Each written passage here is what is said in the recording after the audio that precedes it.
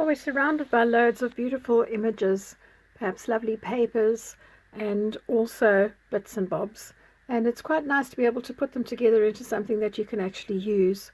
So I've made today a compilation of bits and pieces of book page, some vellum or tracing paper as it's also known.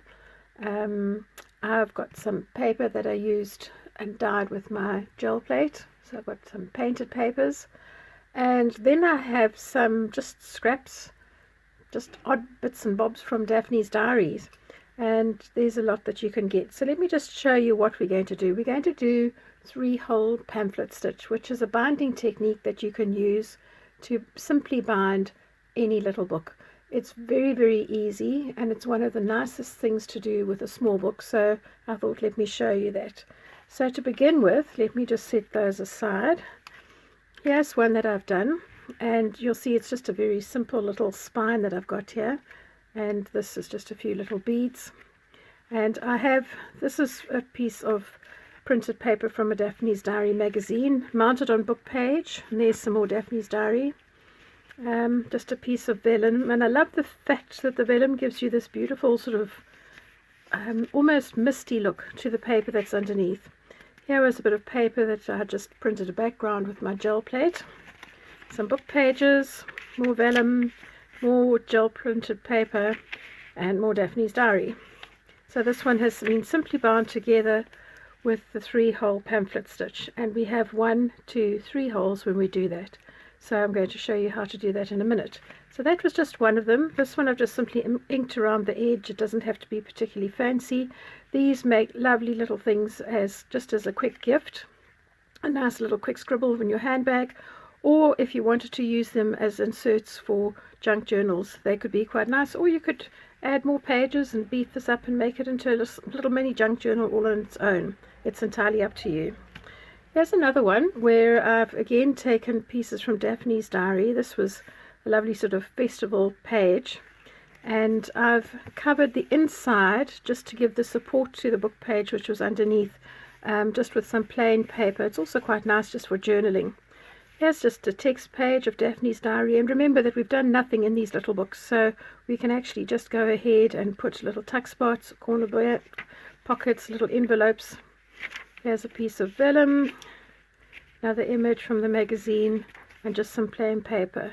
Very, very simple little book, but quite fun. And then I've got some little mini ones. This was a stamp that I have, and I stamped it on just an offcut of watercolor paper. Quite often I've got sections left over from when I've cut down a piece of paper. This was some hand-dyed paper, tea-dyed coffee papers, just tiny little things, and these would just be lovely just to be tucking into the junk journal that you're making. You could do a bit of text on there as well.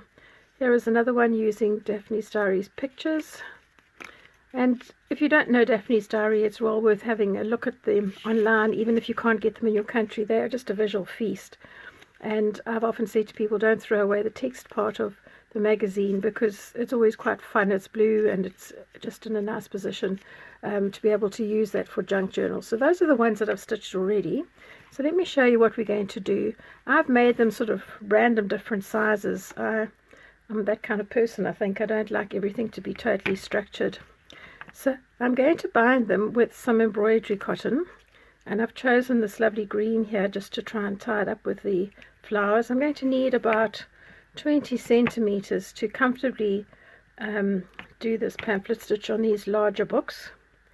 And then I've taken all 6 strands of the embroidery cotton, so it gives me a nice chunk of color, and I'm using a nice large-eyed needle just so that it makes life threading easier, and it has a nice point to it. If you have a pokey tool, you can certainly go ahead and make your holes first if you want to, but I find that the needle works just as well. So I've laid all my pages up because they aren't all exactly the same size.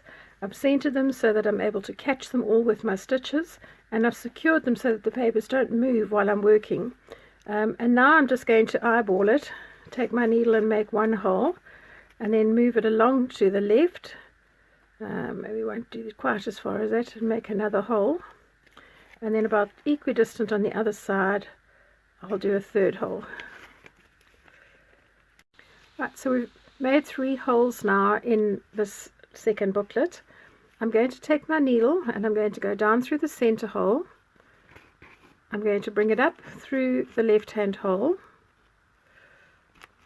And because you've got your pegs on here, it should hold all your pages really nicely. Leapfrog all the way to the edge, to the one on the right hand side. Go through that hole to the center of your book. Give it a nice tug. I've got 1 or 2 pages that I've glued together, so it's a bit tighter. Now you'll see I've got 1 thread on the left hand side of the central thread.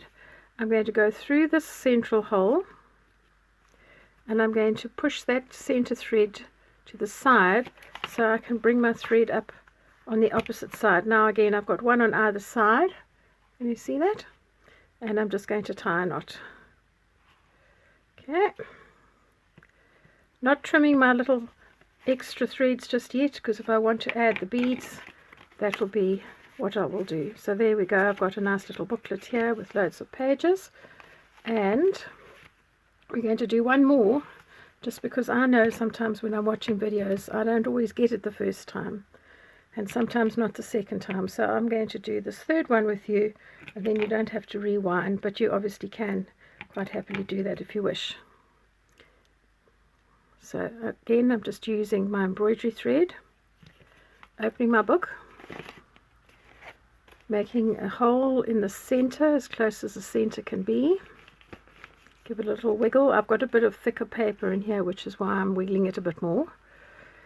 Make a hole to the left and one equidistant on the opposite side from the center. Now I've got 3 holes. This is called 3-hole pamphlet stitch. So I'm going to go down through the center. Whoopsie. You want to make sure that you connect with that first hole you made, then you don't end up looking like you've made mistakes. And then I'm going to take my thread through the hole on the left, like that. I'm going to jump right across the central hole to the far right, go through that hole. Now I've got the 1 hole to the left of the central thread. I'm going to come through from the inside of my book to the outside, lay it down, 1 thread on either side of that central thing, and just tie it up. How easy is that?